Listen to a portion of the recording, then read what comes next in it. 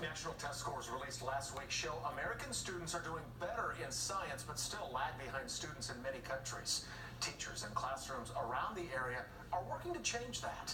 New at 6, KCTV5's Amy Anderson shows us how one teacher in Pleasant Hill is making science hands-on.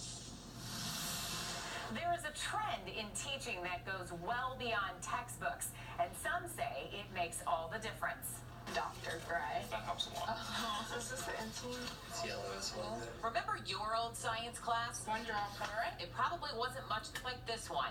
It's just this idea of putting these students in all these real-life scenarios and piquing their interest. We're trying to find a positive and a negative control sample. Any questions? Gone are the textbooks. See how that will hold the test tubes? Even the teacher is more of a guide here. You can do that. There's no lecturing and no students dozing. Nobody. On this day, students at Pleasant Hill High School are learning about diabetes. Insulin intergenic. They get to do the lab, they get to experiment, they get to do blood glucose testing and insulin testing. They still have all the characteristics. It's an active learning environment and one that's gaining popularity across the U.S. Their curiosity is driving the class.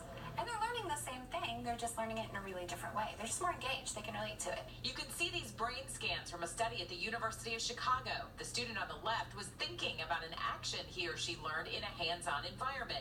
It activated that student's sensory and motor-related parts of the brain versus the student who just watched the activity. They all know. Teachers say the difference is clear. It's a group of kids you can literally walk away from and come back in 5 minutes and they're doing exactly what they're supposed to be doing and they're still learning.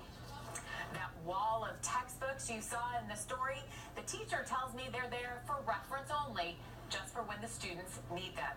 In Pleasant Hill, Missouri, Amy Anderson, KCTV5 News. You can